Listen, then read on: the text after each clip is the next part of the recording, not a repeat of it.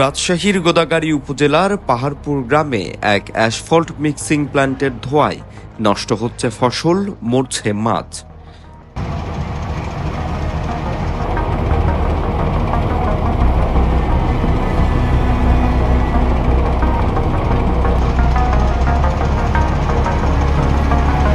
এলাকাবাসীর অভিযোগ, গত ৬ বছর ধরে বিষাক্ত ধোঁয়ায় তারা মানবেতর জীবনযাপন করছেন।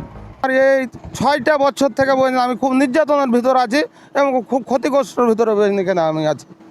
আপনারা যখন আসেন তখনও চলছিল, এখন কিন্তু লোড কিন্তু দিলে না, বুঝতে পারেন, তার জন্য ধোঁয়াটা বুঝাইছে না, নাহলে কিন্তু এগুলাতে অন্ধকারে থাকা যায় না। আর পিচের ধোঁয়া যায় আমের গায়ে পড়ে বসেন, আমে ক্ষয়ক্ষতি, আমরা কৃষক ক্ষয়ক্ষতিতে আমরা আছি, এত ক্ষয়ক্ষতির মুখে আছে, এগুলো বলার কথা নয়। তা আমার এই ক্ষতিপূরণটা দিবে কে?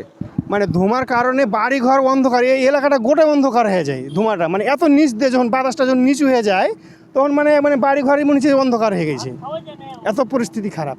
একটু যদি উঁচাতে যে এরকম উঁচাতে কাজ করতে হবে, এখানে হোক যেখানে হয়তো করবে, কিন্তু ওরা পরিবেশটা একটু মাইনে যদি করতো। ৬ বছর আগে একটি রাস্তার কাজের জন্য স্থাপন করা হয় এই অ্যাসফল্ট মিক্সিং প্ল্যান্ট। রাস্তাটির কাজ শেষ হলেও এখনও চলছে এই প্ল্যান্ট। এতে আশপাশের পরিবেশ মারাত্মকভাবে ক্ষতিগ্রস্ত হচ্ছে।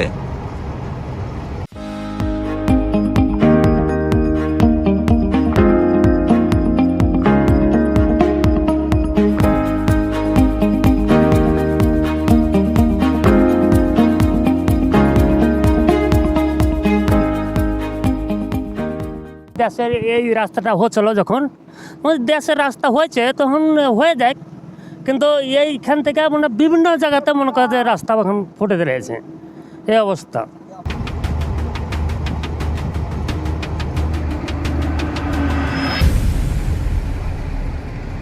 পাহাড়পুর গ্রামের কৃষক এনামুল হক বলছেন, ধোঁয়ার কারণে গাছের পাতা ঝরে পড়ছে, পটলের ফুল নষ্ট হয়ে যাচ্ছে, শ্বাস নিতে কষ্ট হচ্ছে গ্রামবাসীর।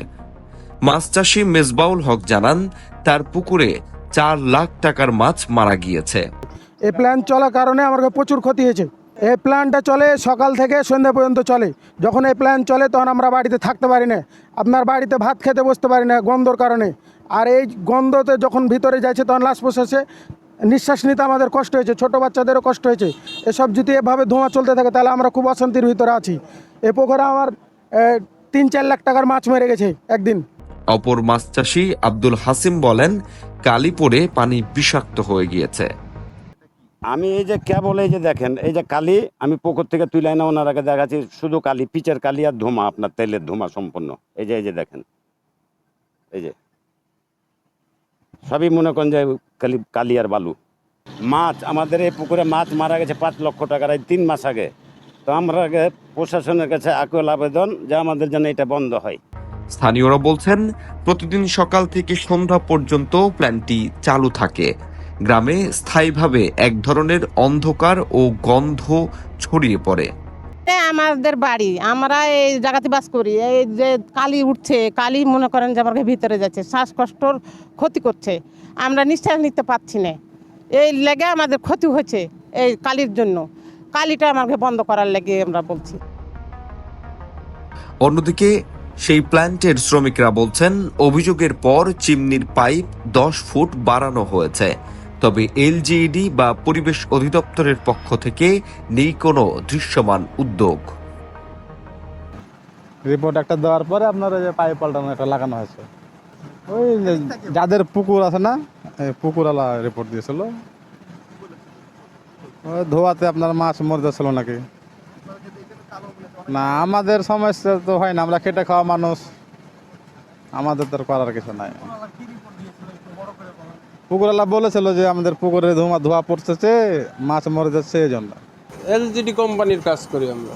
এটা হলে স্পাল্ট করা হয়, এটি কন্ট্রাক্টে করা হয়, এলজিডি কন্ট্রাক্ট দেয় ঠিকাদাররা, সেই ঠিকাদাররা করে। এটি কাজ হলো লেভেল সাহেবের, এটা এরকমই। ওটি আরও বরঞ্চ আমরা একটা বানাই আরও উঁচু করে দিছি, যাতে এলাকার লোকের ক্ষতি না হয়। না, এরকম কোনো কমপ্লেন এই জায়গা দেয় নাই যে আমাদের ক্ষতি হচ্ছে। এটা প্ল্যান্ট মেশিন, স্পাল প্ল্যান। উপজেলা নির্বাহী কর্মকর্তা ফয়সাল আহমেদ উত্তর ভূমিকে জানান, অভিযোগ পেয়েছেন, ব্যবস্থা নেওয়া হবে। তবে এলজিইডির প্রকৌশলীর সঙ্গে একাধিকবার যোগাযোগের চেষ্টা করেও তাকে মুঠোফোনে পাওয়া যায়নি।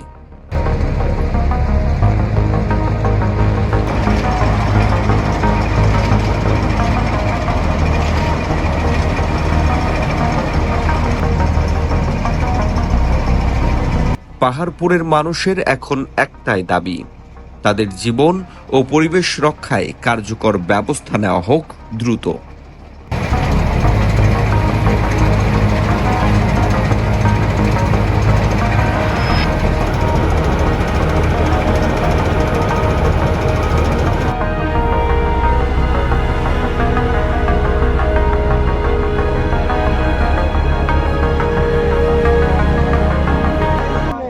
উত্তরভূমি ডেস্ক, রাজশাহী।